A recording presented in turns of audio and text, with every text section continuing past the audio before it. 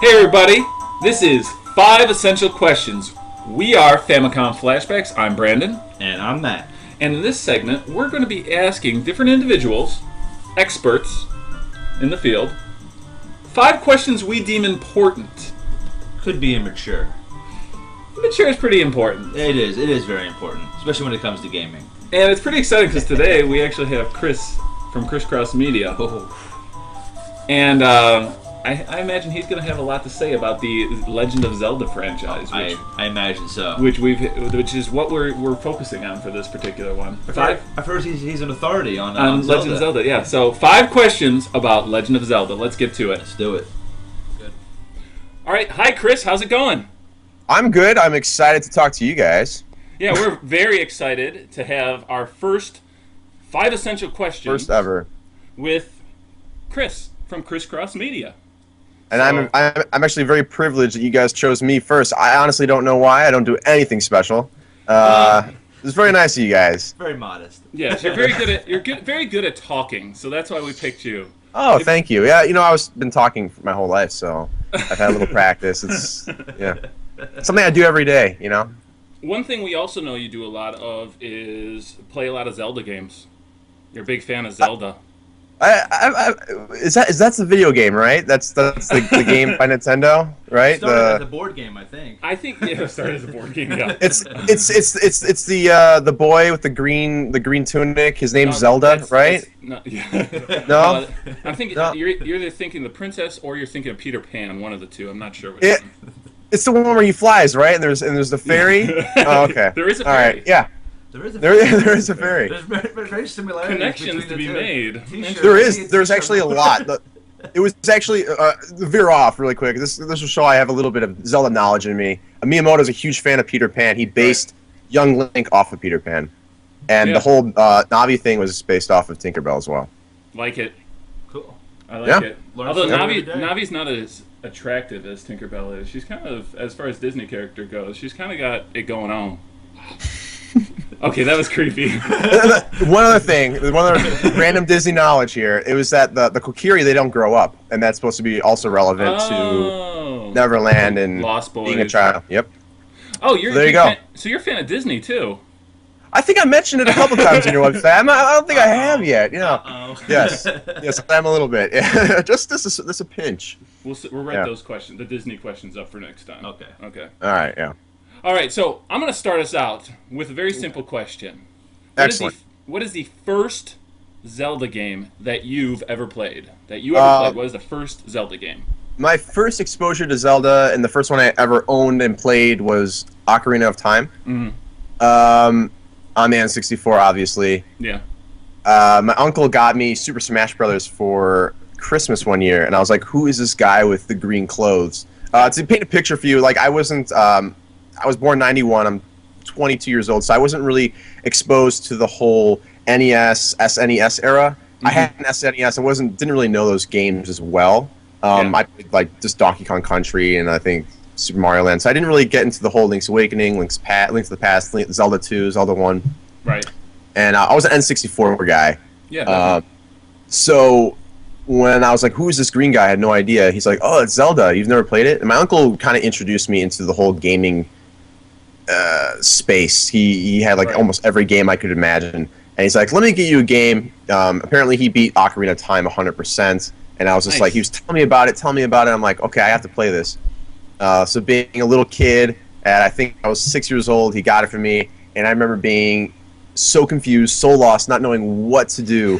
I was like, okay, because at that point, games were very linear. It was platforms and stuff like that. Yeah. So when you play Zelda, you're just like, oh, it's an open map. What the heck am I supposed to do?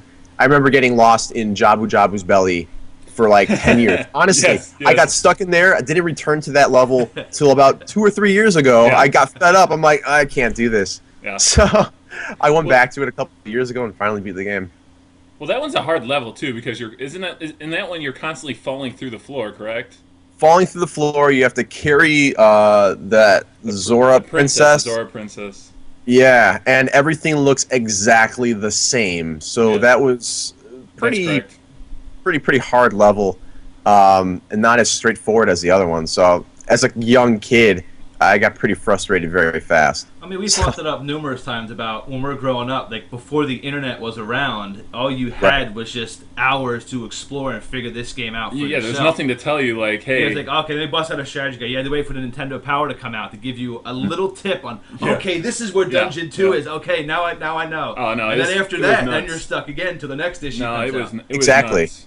And I think that was what made games so awesome, because it really did feel like an adventure. Like you're coming to, you're the pilgrims coming to America for the first time. Right. You don't understand or what's going to happen. Right. Now it's spoon-fed to us so easily. Right. We know what to expect. We can go online, look at a Let's Play or a walkthrough. It takes some of the excitement away from it, unfortunately. Yeah. It does. I mean, it feels like you're being handheld. Well, because anytime you found something, like in the original Legend of Zelda, if you found something, it felt like you were the first person to ever. The only one. Yeah, like I'm not telling anybody. No, I mean seriously. I mean, when you have to set fire to some of those bushes or blow a hole with the bombs, you're just like, who would have thought to have checked this specific area? And when you do, it's like. You're running down the street telling your friends, like, "Did you find this in this sector?" Yes, I found it. Oh man! Now, Chris, have you played the 3DS version of Ocarina of Time? Oh yeah. What are your thoughts on that one?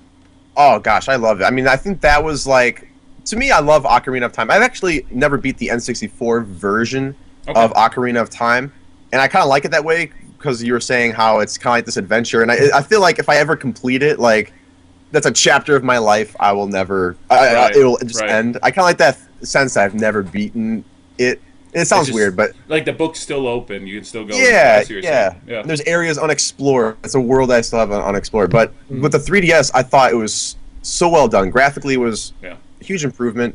The second menu, having to select your items very easily, amazing. Yeah. I've never played the Water Temple on the N64. I've heard crazy stories about how difficult it is and how frustrating. Yeah. It was so simple in the 3DS version, and I was like, okay, this temple is not that bad. Right. So I thought it was a great remake. In fact, I was talking about it with my brother the other day. It was like the perfect remake, for me at least. I didn't hear too much criticism about the game at all, but I thought it was fantastic. Of course, it came out early in the 3DS, so there wasn't a ton of other games to compare it to at that point. But I haven't heard any complaints about it. A lot of people like it. Yeah, and the 3D was done pretty well too. I thought that was probably one of my favorite ones in 3D on the 3DS. Yeah. Very cool. Very cool. All right, Matt's got essential question number 2. Now, Chris, I'm a huge gaming music fan. I love Koji Kondo. I love Uematsu. So I have all the Zelda soundtracks. So. If you could choose a Legend of Zelda music score to be number 1 on your Zelda playlist, what would you choose? And you can take a moment to think about it. There's a lot of Zelda music out there. You can take a moment. This is something I was seriously thinking about the other day. It's hard because each game is very unique, very well done, and then there's different takes on each song in every single game. Wind Waker sounds different from Twilight Princess, and Twilight Princess sounds different from Ocarina. But I think the one theme that I think is just universal and it's very recognizable and very calming, and I think original is the Great Fairy Fountain. It's shown in the main menu. It's very, very cool, and there's many different versions of it and different takes, and each game makes it so nostalgic but very unique. So that's one I have a long car ride or something. I'll just play like 5 or 6 times and feels relaxing. Are you driving when listening to this? Because I think that song has the potential to put you to sleep. I love that song, but it definitely is like if I need to take a nap, I'm going to pop that one in. Well, I feel like there's a world of road rage, so it maybe calms my nerves a little bit so I don't get mad at the crazy Chicago drivers, which is quite nice. So, it could make you fall asleep.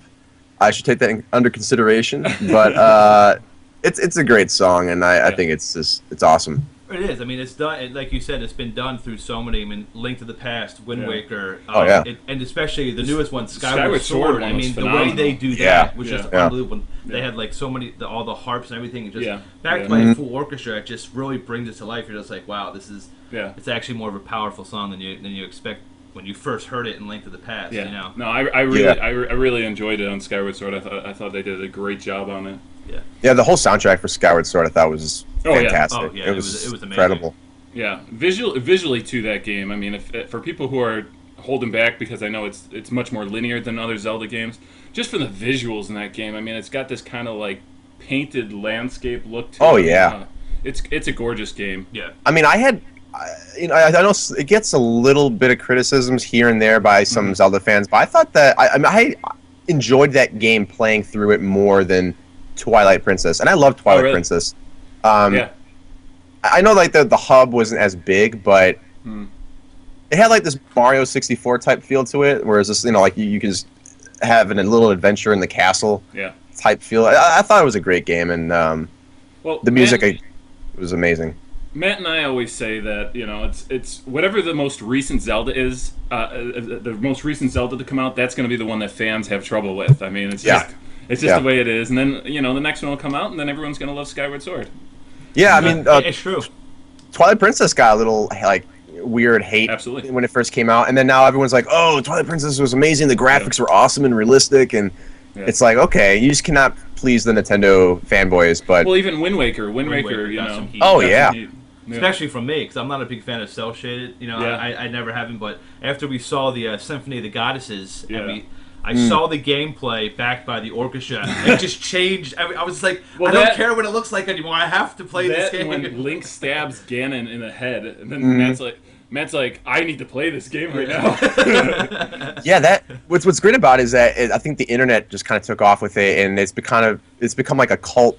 Not really cult, I mean, because it's still Zelda, but it's like it was the black sheep, and now it's kind of the fan favorite. Yeah. And the music, I think,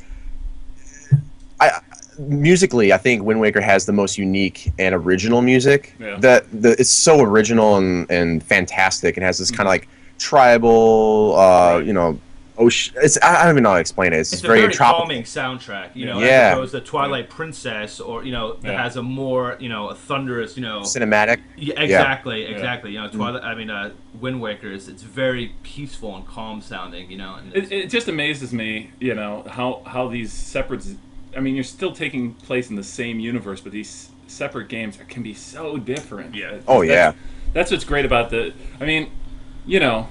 Mario has to do it by playing sports and all this different stuff, driving around carts. But Zelda, the gameplay is all still kind of there, but the worlds are just so different. It's very cool to see. I get question number 3, and I'm going to tell you right now, it's a doozy.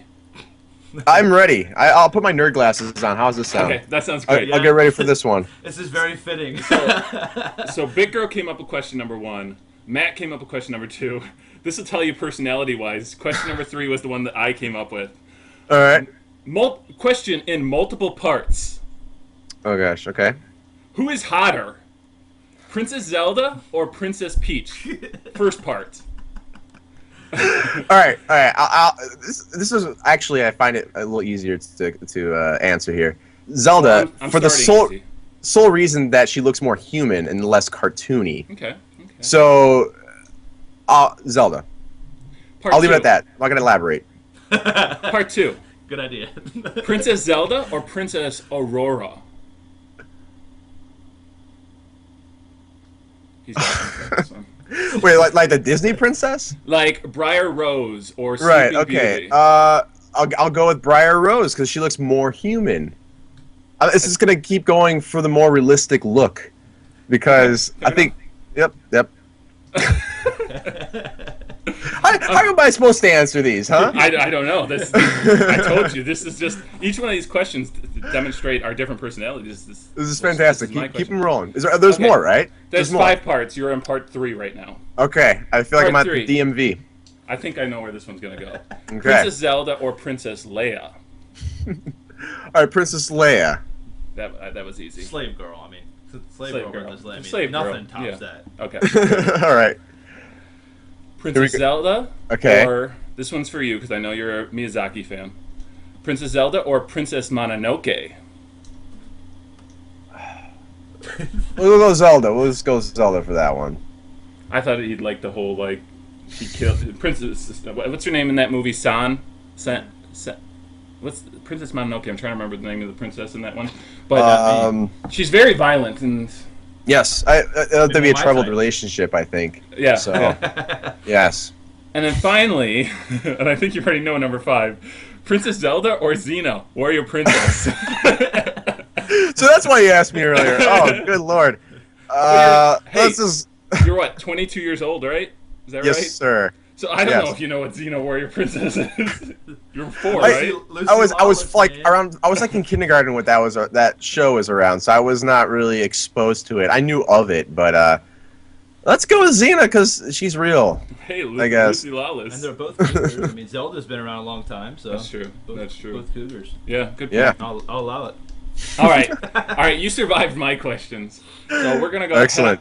We're gonna head on back to Matt for a little bit more of a serious question. Okay. Excellent. You obviously have a lot of fun, a lot of love for the Legend of Zelda. What do you think keeps bringing you back to the franchise? Oh gosh. Well, I think nostalgia does play a huge role in it because the games were a part of my childhood, essentially. But aside from the nostalgicness that you get from it, I think that they're just well-made games, and I know that picking up a Zelda title, I'm going to play a quality, fun game I'm going to experience something new. I guess you could say that the story generally stays the same. A boy who has to fight Ganon or an evil force to save the princess. Right. But they're different, and this is a different style, and it's like, I guess going back to nostalgia is revisiting an old friend, and I guess that's why I like coming back to the series, and I'm excited to see what they do with the Wii U, Zelda Wii U. Yeah. It's just a fun game. It's just a fun series, and it's aged well. I mean, you can play old Zelda games, and they still are fun today. The new ones are just as fantastic, and they never get old. I mean, they're like modern classics basically. Yeah. And it's That's true. It makes complete sense why they sell so well and why they get rated so well. Yeah, I mean, I don't think you can expect a bad installment of Zelda. It's never really happened. I mean, like you said before, there are black sheeps, but even their black sheeps are better than the majority of games in the realm of video games, really. Do you like what they've done with the controls, with the newer systems, like with the motion control, or do you prefer like an actual just like N64, Super Nintendo controller to go through it? So this is my thought. The Twilight Princess, when I first played it, I thought was very unique. But when I first heard that Twilight Princess was going to be on the Wii, I expected a full, instead of waggle commands, like just going, I expected to have like a one-on-one motion with a sword. Yeah. So I was a little disappointed with that, and I feel like I'm glad that they used the Wii Motion Plus for the Skyward Sword. That's what I wanted in a Zelda game with motion. Right. But to be honest, while I like the motion controlling, and I think it was done very well in Skyward Sword, I prefer the classic controller feel of, Wind Waker or Ocarina of Time. I thought it was done so well in the Ocarina of Time 3DS with the screen and having the joystick and everything like that. So I'm really hoping that with the Wii U, because it has that second screen, it's basically Zelda HD with a lot of those elements from the Ocarina of Time 3DS, having that extra screen and using the control stick. So we'll see. But because I know that the Wii emotes are still usable, and they still implement those in the games for the Wii U. So part of me is like, okay, they're probably going to use the Wii emote and the nunchuck and possibly the gamepad all at the same time for your Zelda experience, which could be amazing. But to be honest, I would be fine with just having the Wiimote, the gamepad, the map on the screen with your items, and then just controlling it with the joystick and buttons. Right. So. Well, that really leads us into the final question. I mean, we just wanted to know. We know you recently got your hands on a Wii U. What are your initial thoughts on the system, and how excited are you about the possibility of a new Zelda game for that particular system? So the Wii U, when it was first announced, I was like complete awe with the controller. I was like, wow, this is gonna be really cool. I like app games and things on the iPad and stuff like that, but the reason that it was lacking was the lack of actual physical buttons, which I like. I like to have that touch of a button instead of like your finger sliding all over the screen and sometimes missing. So the controller was awesome, and I tried it at E3 in 2010 and again in 2011, and I thought it was great. I was like, okay, this is really nice, but I wasn't like completely sold on the idea, and I didn't understand the whole Miiverse internet capabilities that they kept bringing up until I actually received the Wii U for myself, and I think it's incredible, and graphically it's stunning. But when you play games like Nintendo Land and you fully experience the capabilities or the simpleness, like the simple things, like just like when you played Wii Sports Resort for the first time, or Wii Sports, you completely understood what the Wii experience was about, and you're like, okay, this is what I have to look forward to in the future. When you play Nintendo Land, you get that same feel, like, wow, this is how. This is what I have to look forward to for the next 5-6 years with this system. And then there's going to be more surprises, which is it's so cool. And the internet, I think, is awesome. I mean, if you know how to use Tumblr or Reddit, and like it's like Tumblr meets Reddit meets a forum system. Oh, that's cool. Yeah. It's very connected. Like in game, you can like if I beat a certain boss in Mario and I want to leave like a little tip or make a comment, you can just do it right there and then, and that will show up to people all over the internet. That's awesome. And it's incredible. And what's cool is that like if I get stuck or something at a certain boss, or I don't know how to get like a certain coin in a Mario level, like tips will pop up from people saying, "Hey, try doing this, try doing that." It's very connected, and what I like about it is that it feels more like a community. Like one thing that people bring up a lot is that back in the '80s, which I never fully experienced, but I was around arcades in the '90s. Arcades are really a huge community experience. It's true. More so in the '80s, where people would come together, watch you play a game, give you tips, stuff like that. And I know how they say like, oh, on online capabilities, it's a huge gaming community, but you're not in the same room with the person. Right. No. Right. And there's a bit of disconnect. But with this, I feel that it's getting a step closer to those old '80s arcade days, where you feel like someone's in the room and you're playing with them. So like, very, very excited for. I'm very happy with what Nintendo has done, and very excited for the future of the system. I feel like that's something. Yeah, I feel like that's something that Nintendo's always been kind of conscious of. The video games have definitely moved into the realm of like people dislocating from one another, not together. Like I'm playing with somebody who lives a million miles away, but it's just that's all it is. And I think Nintendo. I think that's why maybe they were a little cautious to get into that realm, and. I think they've always been conscious of that, and now they're trying to kind of like, well, how do we do this so that we can create an overall experience for groups of people that are really interested in the same thing, I mean, it was the same thing with the Wii when I first came in. People were looking at it being like, motion controls, who wants to do this kind of stuff? And then you get the PlayStation Move and you get to Connect. And now with the Wii U, people are like, why do I want to use the game? Like, how is that going to be? And then as soon as you get these like third-party developers and these big titles behind it, you're really going to see the capability that this system has, and people are going to flock to this system. I guarantee it. Oh yeah, absolutely. And people just at this point, it's like, it's like any fan group, But video games is not, it's the same thing as like comic books or anything else. It's like at this point, like Nintendo as a publisher, as a video game group.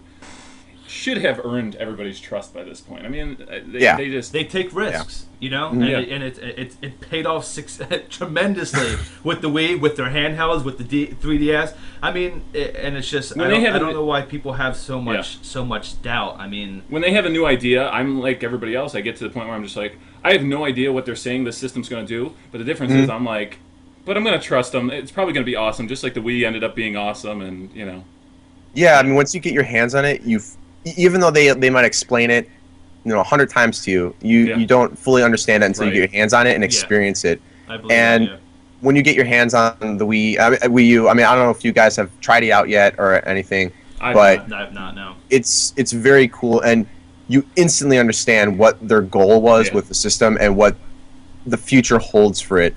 So online, it's amazing. Graphically, it's amazing. The controllers are amazing. I mean, just a simple fact that, like, for instance, there's a Mario game in Nintendo Land where one player has the gamepad, the other 3 people that you're playing with have the Wiimotes. The person with the gamepad, their role in the game is completely different from the people with the Wiimote.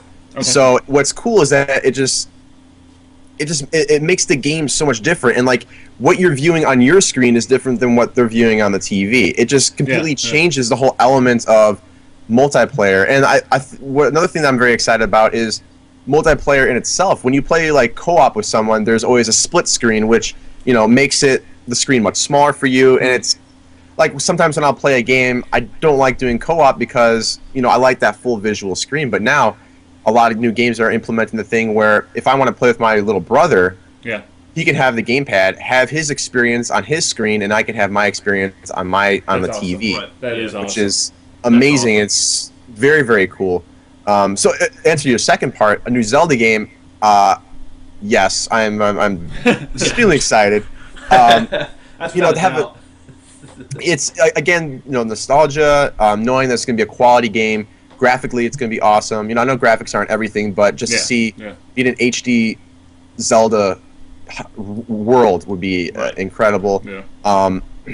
And I think they're getting to the point where with Skyward Sword, there are so many new ideas, so many awesome things that are implemented that I think that to an extent they're kind of holding back with the limited technology at the time. And I think that with the new gamepad, online experience, and graphically and just the power of the system, there's going to be so much more to explore. I think a bigger world, bigger story, but all those little things that we love about the series are going to be in there as well, and it's going to be an amazing experience. So I'm just very excited.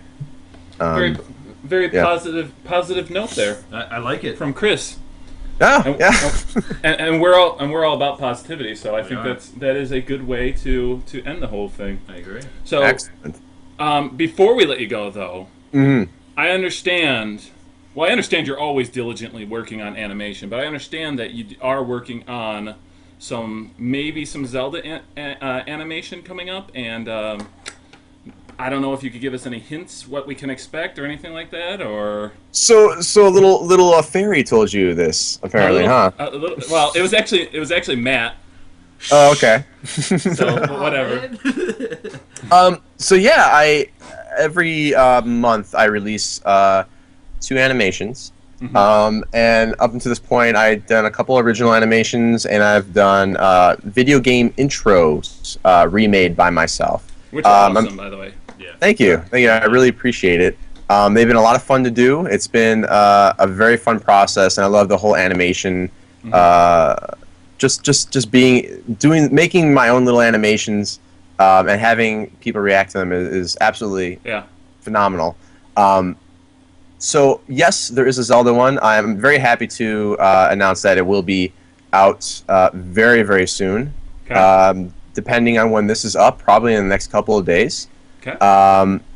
And I'm also very excited to announce, I have actually said this on my Facebook and Twitter, that not only will I be remaking the animation, but the music will also be redone.